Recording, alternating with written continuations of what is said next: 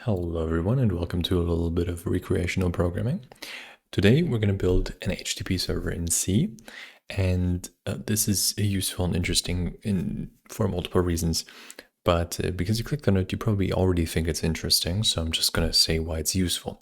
It's useful because we can actually build a fully working HTTP server to serve our website from in C, from pretty much from scratch, without too many problems and too much code. It's actually pretty simple. So I want to do that today, and I want to explore a little bit what that protocol does, how it works, and maybe we'll all learn something. So the very first thing I'm going to do is I'm going to actually quickly start a new project. So HTTP in C. And you can see I've already written a few of them in my life, but that's okay because each of them is a little different and a little quirky. So we're going to just start with a little server.c, or should we call it? Yeah, let's call it server.c. And the way that we're going to do this is I'm just going to write a little bit of code, and then we're going to look up a little bit of the specification and so on. And so we're just going to sort of ping pong back and forth and just going to figure it out on the way, because I don't remember how exactly TCP works. I don't remember exactly how HTTP works. So we're just going to go with it, go with the flow. And I didn't put music on this video, so just go and put on some music if you want. Let's have a good time with this.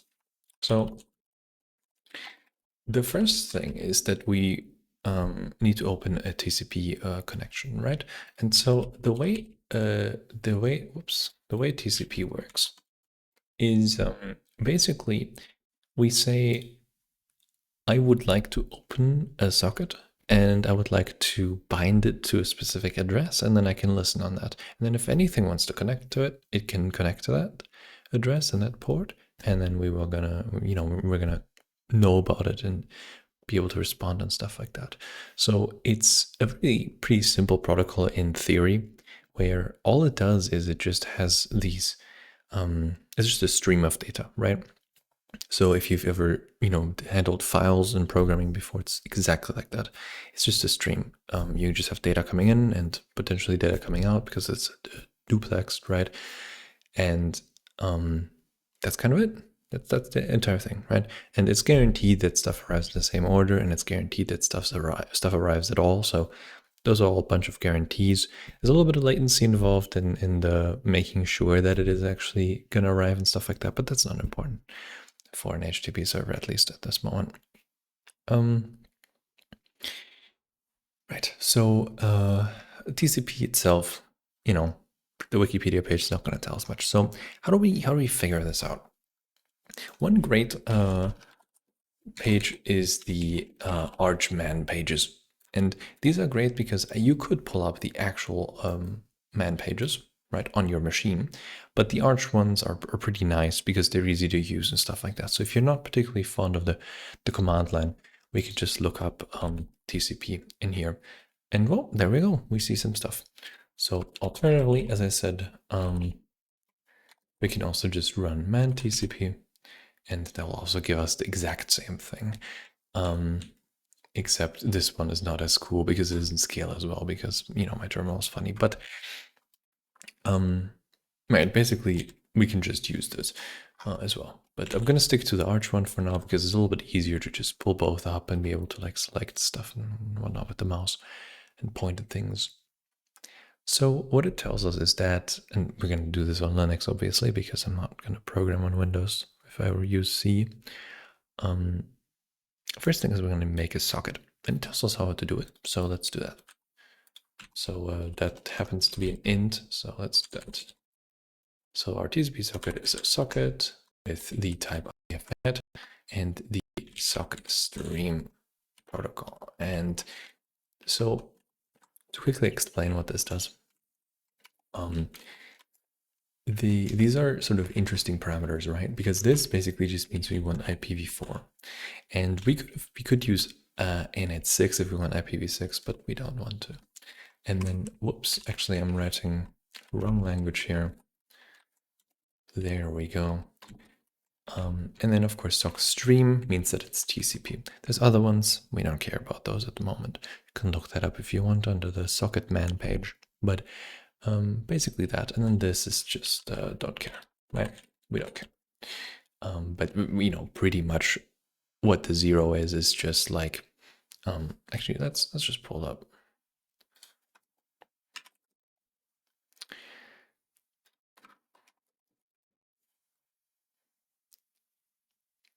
There it is. It's the protocol. And we don't really care because for TCP there is really nothing we can put there, so we're just going to put 0. But for other things you might want to put stuff. And of course, in order to use this, we need to use this socket. And because this is pretty fun, and we should actually use a different editor here because I kind of want it to be a little bit less horrible. Okay, wonderful. This is the same thing for me. It's a little bit easier to see. And let's make sure to turn off the edit prediction here. I think it might be turned off already. I'm not sure. We'll find out. And so that should now compile, right?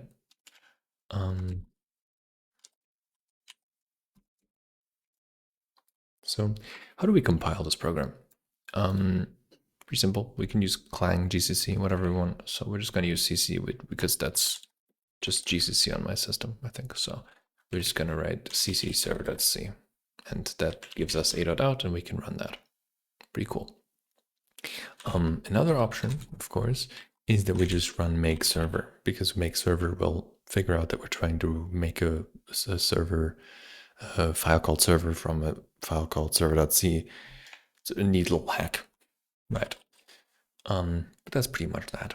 We're going to write a make file later. We don't really need one right now. And now if we run server, we don't really see anything. But what we can do is we can run strace and see what syscalls it makes. And we really don't give that much of a fuck about most of these, but we do see that we are making a socket syscall with these things, and we're getting a 3 back. And if we look here, anything that isn't -1 is valid. So that worked. All right, so we're going to continue here. We're going to do a little bit of error handling because we have to. So this is basically what we want to do, right? And it says if it returns -1, then we need to sort of handle the error, right? And what we're going to do here is we're just going to use PR, which is from Erno. I would believe, no, it's Unistandard. Whoops. Okay, maybe it's not. What is PR? Where does that come from? Standard.io. Well, you know, either way. And PR basically just prints the error, right, to the standard error or something like that. So we're gonna make the server and then run it, and no errors, right? Wonderful. So we can do like socket creation, seeded,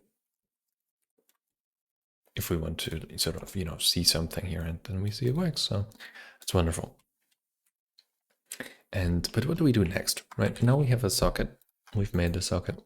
Let's go back to the TCP protocol page. What does it say?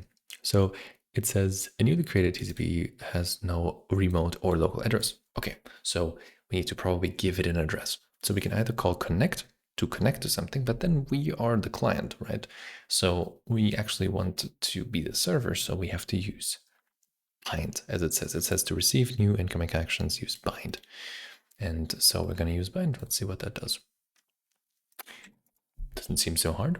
We need to include this socket, which we already have. We can also get rid of this thing, because we don't need that yet.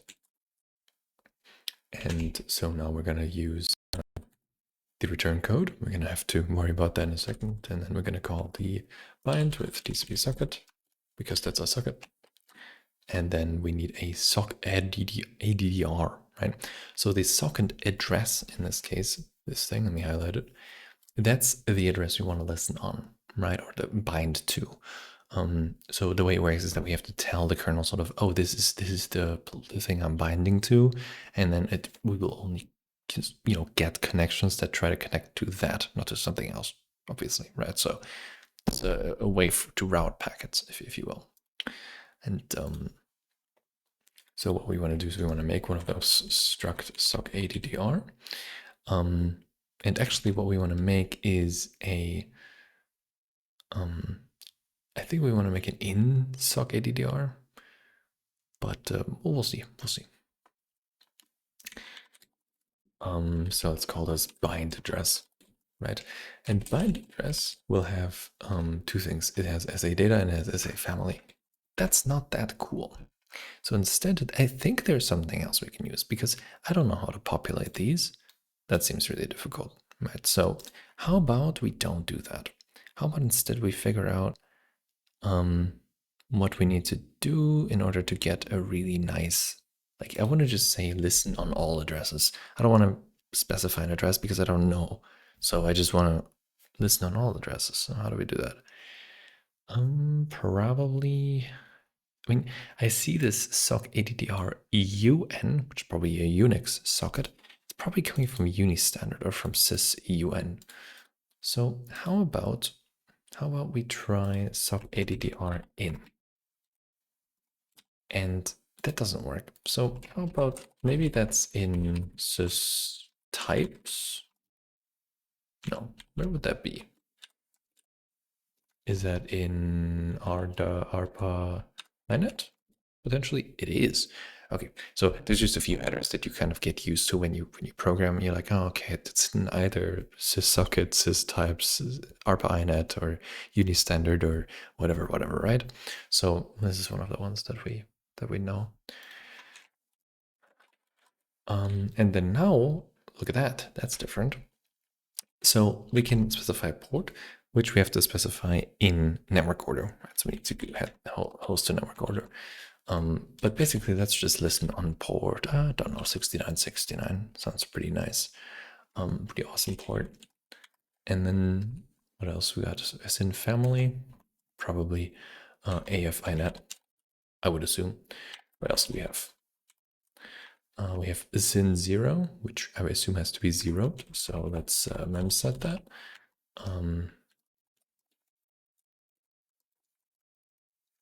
Let's memset it to 0, just to make sure that the entire thing is 0, right?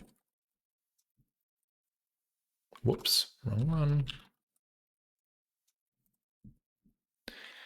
Okay, and then the address, right? The ADDR, struggling to talk there. So how does, I don't know how this works. So as in address, it's kind of rough. Let's look that up. So sock addr in. Sock addr in is in net inet in. Okay, that's not quite what I have. But it looks to be mostly the same. So that's fine. What can we use? What can we use here? It doesn't really say. But I remember you can tell it to like have any. So like, is there something like any? I mean, that's cool, but quite what I want. Or is that what I want? As in ADDR, is that maybe what I want? Is that, do I want sort of in any, something in ADDR? Oh, hello, look at that. Oh, there it is, in ADDR any. Is that correct? We'll see, we'll find out. I didn't like that. Let's look at this. So how does this work? It's an in ADDRT. Interesting, interesting. I want to avoid looking at examples here, but we'll see. In ADDR from incompatible type. Okay. Let's see. Is this potentially just? Yeah, it is. Okay. It's just a sort of nested type. I saw that over here. Okay. So now I think we have our bind address, the address we want to bind to, and so now we can use that. And then it also wants to know, what does it want to know? What does it want to know? Come on, show me the documentation for bind. Oh well, Okay, pretty sure bind wants to know the address length, right? Okay, so you want to do size of bind ADR. And that's okay. We can cast this to like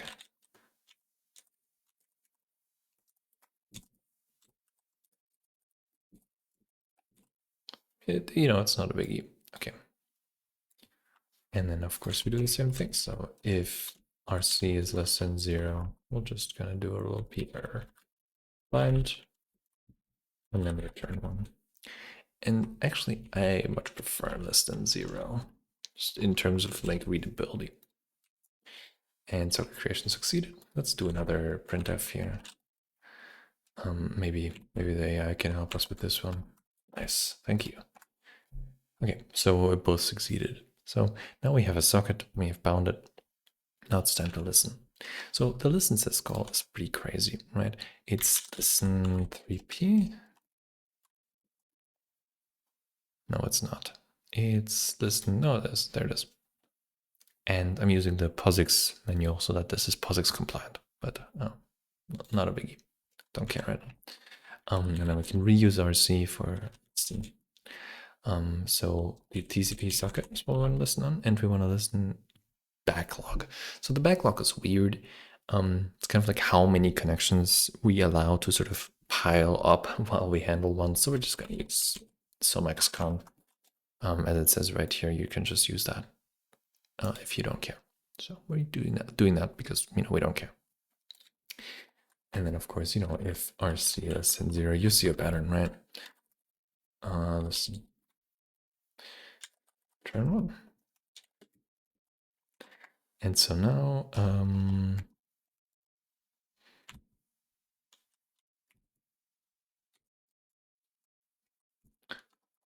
okay, listen succeeded. Okay, so now we're listening. Pretty cool. And then also because we're so cool, we should probably close the TCP socket. And this is probably from unistandard.h. Yeah, it is. And then, so what we're going to do here is we're going to stop doing this. We're going to start doing goto. And the reason we're going to start doing goto is because we're going to start running into a lot of little issues if we don't. We want to do proper resource cleanup, right? But doing proper resource cleanup is kind of a massive pain in the ass. So instead of doing proper resource cleanup, we're just gonna go to a place where we do the cleanup. And this is actually superior, believe it or not, because you'll see.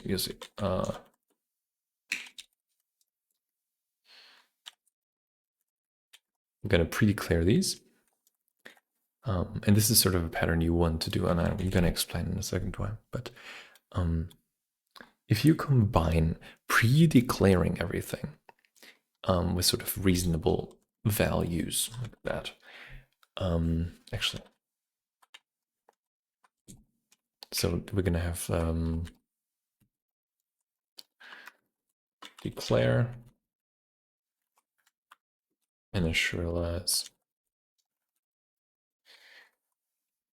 and then we're going to move that over here. It's going to make sense in a second. So if we declare everything at the very top, which by the way is mandated by the C89 standard. So if we want to be C89 or ANSI compliant, we have to do that, which is basically this ancient standard from 1989. No offense if you're old, where basically it's like the worst language you've ever seen, and it's kind of fun to stick to that convention of writing as if it was still 1989 because it's fun, right? But yeah, what you see is like I'm going to use comments that conform to C89, and I'm going to use pre-declarations, like declarations at the very top of the scope, and go-tos. And the reason for this is really just that I think it's a lot cleaner and it's a lot safer. The reason GoTo is so hated is mostly because people don't really use it well, and because people use it to sort of get around, oh, I don't really want to figure out how to do this, so I'm just going to use GoTo. And that's bad, right? Using it for cleanup or for other sort of similar routines is, in my opinion, perfectly valid. So, right. So we declare everything, then we initialize everything. Well, this includes initializers, but you know, if we do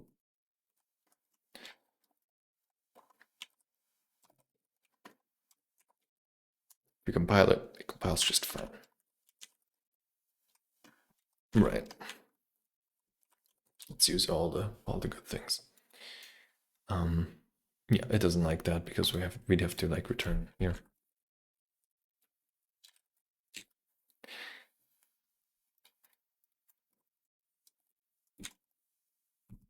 Let's use red. Okay, and then red is 0. You're gonna see what I'm doing here in a second. So here we can return, because if the socket creation itself fails, we're kind of fucked anyways. So there's nothing we can even clean up. But if we get here, we have a socket, so we might as well clean it up at the end. And I know it's not necessary, but it is nice. So let's do that. So red is 1 and go to exit. Same here, red 1, go to exit.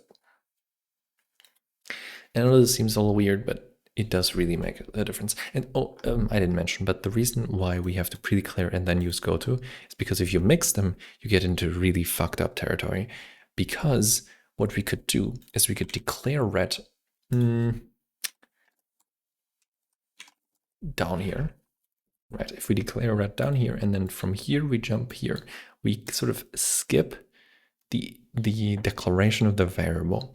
And this has the unfortunate effect that the variable still exists, which is just not initialized.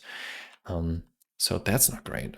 That's why we want to never mix. Like, that's why if you use gotos, you have to use C89, in my opinion, because otherwise there's really no way to do it correctly.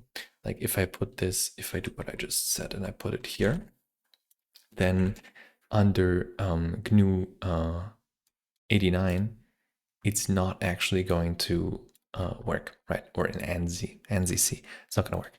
So that's good. That's what we want, right? We want this to not work. We want it to be very clean. And if you struggle with this, it's probably because your function's too long. Right? So anyways, a lot of yapping, a lot of yappage. What are we at? 22 minutes. Wow. All right. This might be a long one, but we'll see. Okay, so we have the listen and the bind. The next step is to accept. And accept is a little funny because it will block, at least in our case. So it means basically wait for a connection, and if there's a connection, extract it and give it to me. So the client socket is what we get back from accept. So if we accept on a TCP socket, and we can just use null here, and we can use null here, I think, yeah. Then we actually get a client socket, right? So we can be like printf waiting for connections. And I don't know why I'm using printf. It's just kind of a weird convenience thing. I know I could use puts or puts, whatever, but I don't want to. So sue me. Printf got a connection. And now if we run it, just compile it. Oh, it doesn't like because, yeah, of course.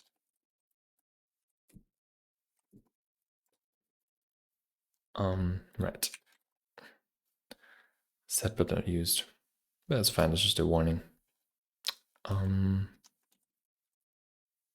Okay, see, now it no longer runs through, it sort of blocks on accept.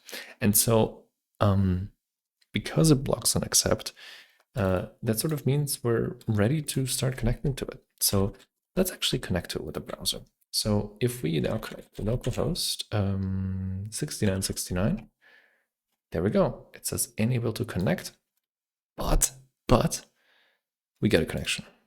So something clearly happened, right? And let's see. So we got a connection, but because we're a server, we actually want to do this in a loop, right? So I prefer using this, but it's just a while true. So now if we do this,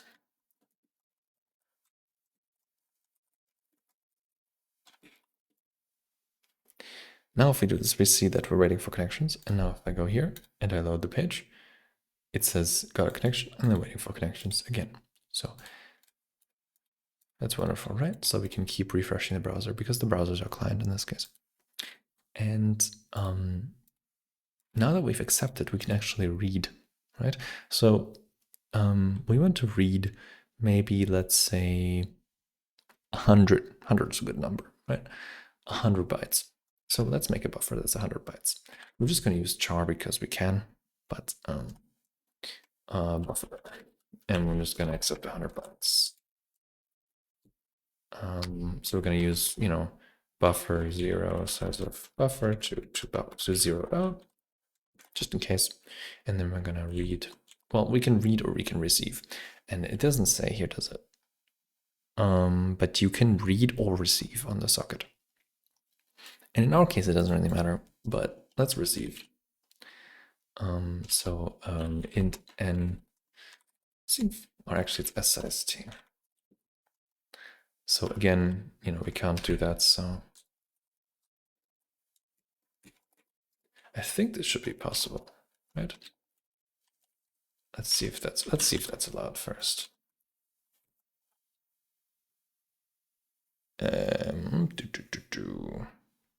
It does not like it. Okay, so what we're gonna do is we're gonna just make a function, because at this point it becomes a pain to like scroll up and make new shit.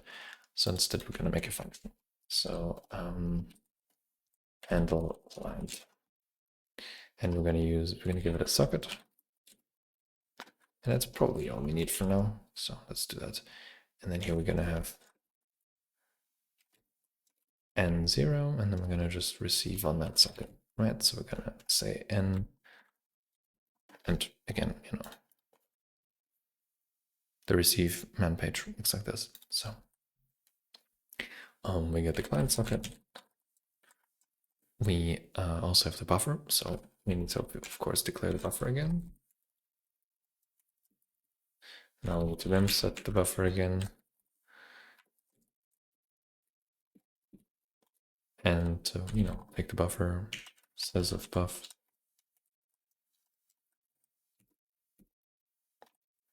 But actually, we actually don't want a size of buff, because we're gonna have to we're gonna want to print this, right? And so because we're gonna print this, we're gonna receive one less, just because then we always have a null byte at the end, so we don't get a out of bounds access. So and there's various things that can go wrong, right? And I think actually let's use read, because I really don't like using receive, because we're not going to use it for now. Or actually,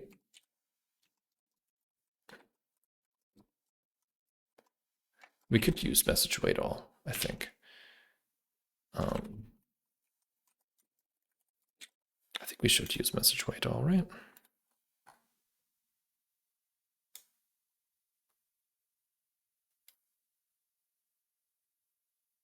Yeah, no, we don't want to use that. Let's go back to read. So we don't really want to provide any flags, which is this last argument here. So we might as well use a read. Right? Read, much simpler, right? But same shit. You can read from anything that's a file descriptor. So, and so if n is less than 0, then there's an error, right? So p error read. And then we actually want to return n. Or let's return -1. But if n is 0, then we actually well, it's quite interesting, right? Because if n is 0, we're kind of done. So we're just gonna return 0. And now I've already committed to printf, so might as well, right? Connection closed gracefully.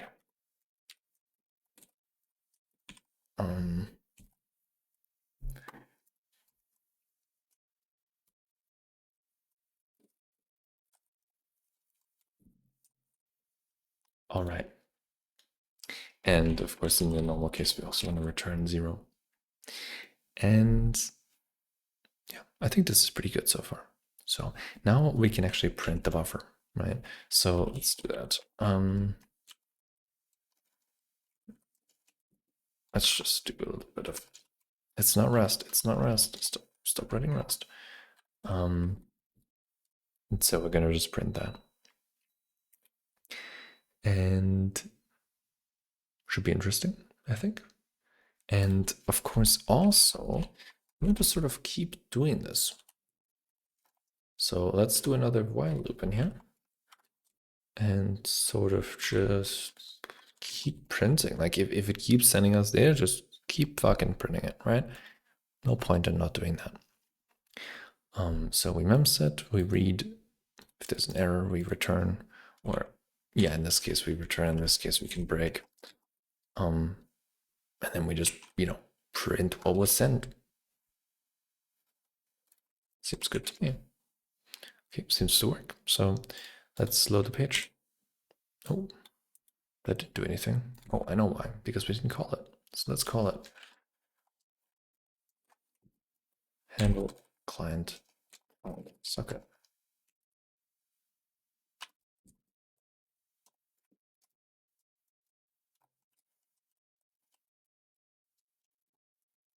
And so, of course, again, if that's less than 0, then we say, well, I guess in this case we don't really care.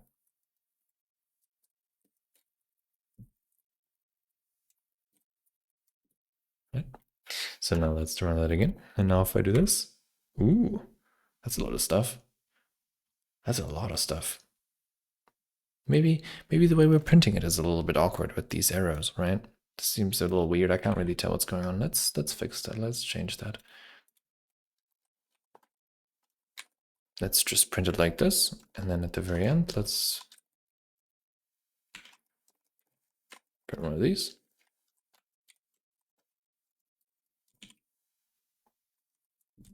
Let's print one at the start, one at the end, and then we'll see what happens.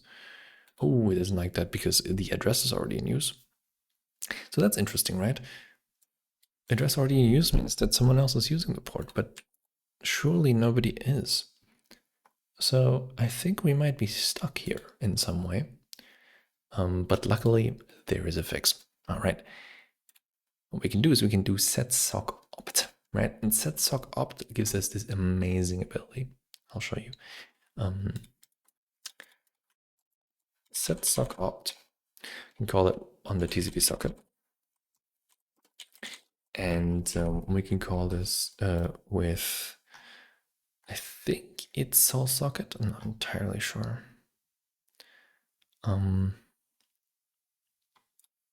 But basically there's a socket option here called reuse ADDR.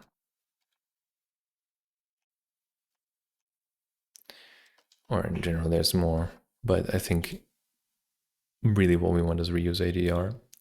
And this is kind of convenient for development. You shouldn't run this. You shouldn't put this on when you're in production because it allows others to sort of use the same socket at the same time. It's kind of a security risk, but other than that, it's fine.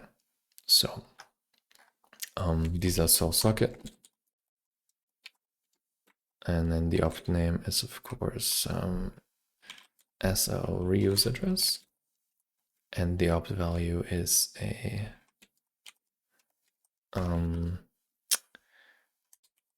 off and size of off. And then off itself is going to be init.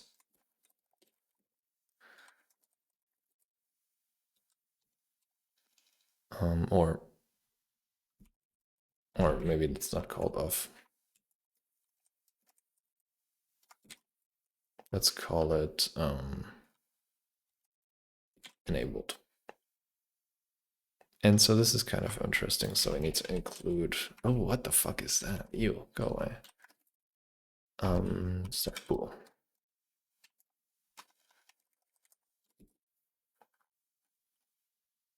Seems to work. And then of course we want to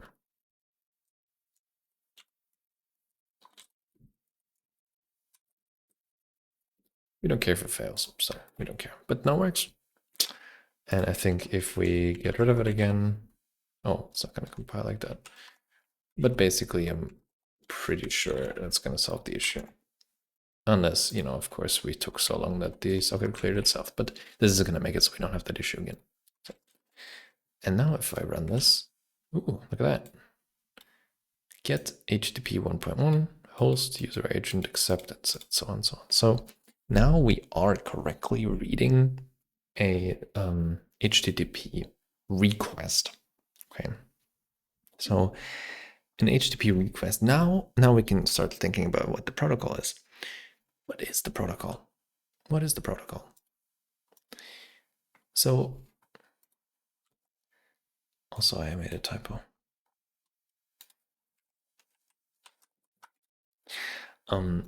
What is the protocol? So there is this wonderful site on NDM called The Evolution of HTTP. And this sort of explains to us how it evolved from the need to serve files. But basically, we can see that the original HTTP 0.9 sort of worked like this. You had get and then what you wanted to get, which is exactly what we're seeing here, actually. We're seeing get and then what we want to get. We see this thing too, and it says 1.1, so we can assume that, you know, something would change between 0.9 and 1.1, but, you know, we'll see. And building extensibility. Okay, so 1.0 seems to be a little more complex, but hey, look at that. That looks a lot like what we have. The get, the user agent thing. And then what is the response? The response is HTTP 1.0 200, okay. With date server content type, some stuff. Okay, let's just try doing this, right? Because reasonably, there's nothing sort of stopping us from doing that. So let's make this buffer a lot bigger. Let's make it 1K. And let's just assume that it's not going to be more than 1K. And then we're going to write request. Now let's see what that looks like.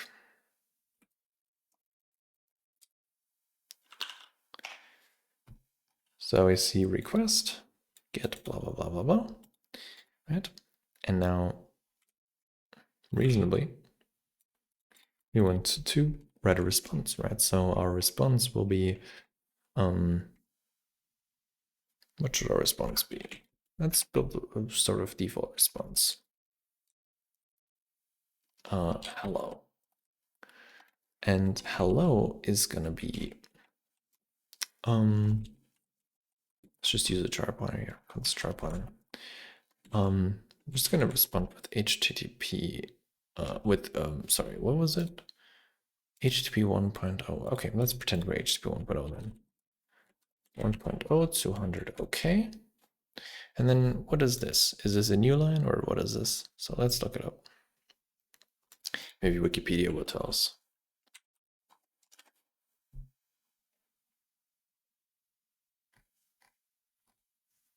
Yeah. Neat. Don't care. Don't care. Don't care. Oh, RFC 1945. Okay, let's look at the RFC then. An RFC is sort of cool. Message. There we go. Message. CRLF. Okay, CRLF. So a CRLF. Oh, and in case you didn't see, like this is request line and status, like the response is status line with a bunch of shit followed by CRLF. And so CRLF is \r/n, right? Because CR is character return, \r, and \n is line feed. So we want to do RN, and then again RN because we don't have anything. Like, so in case this is confusing, the status line, as you can see in section whatever the fuck, actually ends with the CRLF, right? So there's two CRLFs. There's the one from the status line, and there's one at the end, and then we have the body. Right. Okay. Hello. Well. And okay, that seems good. Let's write that. So we don't really care if we write it all right now. I'm gonna write error handling later. So client socket, hello, server, hello. And that should be fine. Let's see if that works. And then I think we want to break after this for now. Don't want to do anything else, so start the server. And let's go. Didn't really get anything. Let's see if we got anything. Ooh, it's not happy. Localhost 6969. Very unhappy. So I think we got an HTTP 1.1 request and we just don't respond properly. Maybe we fucked it up. HTTP 1.0, 200, okay, RN, hello world. That seems good to me. So what are we doing wrong? What are we doing wrong? Let's just start it again, and this time let's use a little netcat. And let's do get HTTP 1.0, and we get a HTTP 1.0 200 okay, hello world.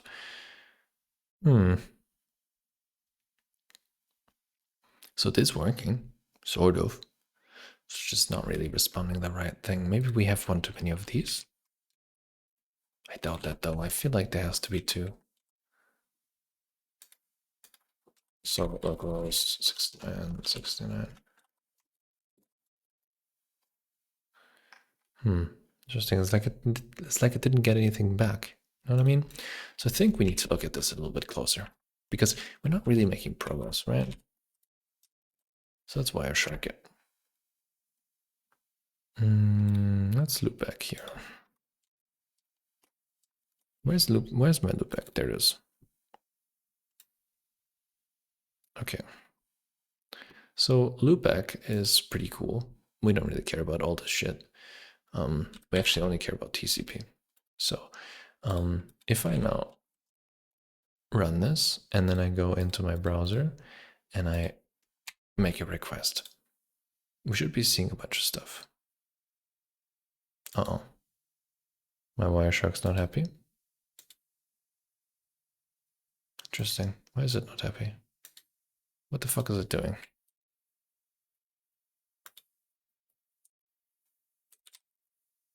What is it doing? Look at it.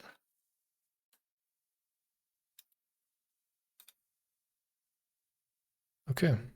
So we're getting an HTTP 1.1 request, and then the response doesn't seem to be parsed as one. So let's see what we did wrong.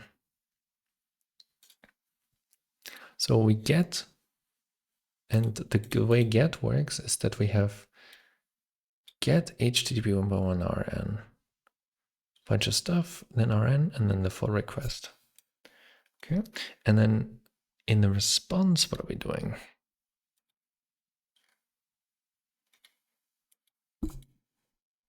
We're doing HTTP 1.0, 200, okay, followed by RN, right?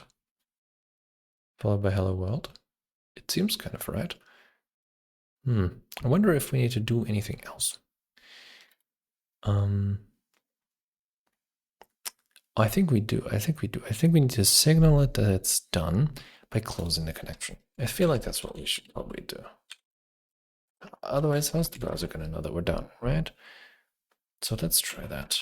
Maybe that's what's wrong. No. Oh, no, it is. That is what's wrong, yeah. But it said that it got 0 bytes. Interesting. 0 bytes is not exactly what I wanted.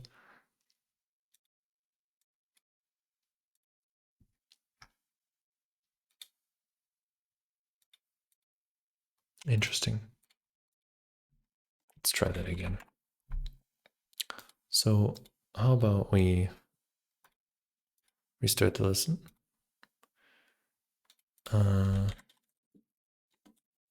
Only listen on port 6969, and then we just give it a little bit of a chooch. We're clearly getting something back now, right? And Wireshark's freaking out again. Why does it do that? Why does it freak out like this? Something's up with the memory usage as well. Maybe one of my plugins or something. But basically, we're getting nothing back. So maybe we have to read about the standard again. Entity body. Interesting.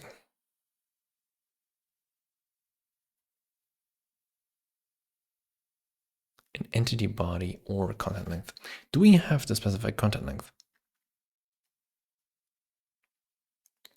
Oh, there we go. Look at that. HTTP 1.0 request containing an entity body must include a valid content length header field. Okay, we can do that. We can do content length header. I don't like that, but we can do that. That's fine. What if the problem is this though? What if that's the problem? Yes, there we go. Okay, wonderful. So I was right. It was a combination, right? So we need double CRLF and we need to close the socket. And I don't know if this is technically compliant.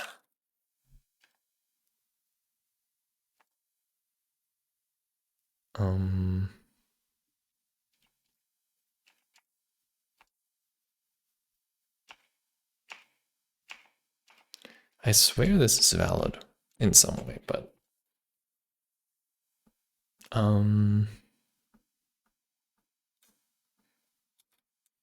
yeah, this is technically right, I think, but you know, we're not going to leave it like this. But yeah, we got in hello world. This is an HTTP server. Of course, you know, you can do a lot more with this, and we're going to do a lot more with this. But I think for now, for today, it's enough. I think for today we've done enough, and we got a hello world. I mean, actually, you know, if we want, we can do a little bit. We could, you know, serve it as a you know, valid HTTP or something. But I mean, you know, we can do that. Maybe as H1 with class. No, not class. No, let's leave it like that. That's actually fine. There we go. Big ass hello world. So that's that for now.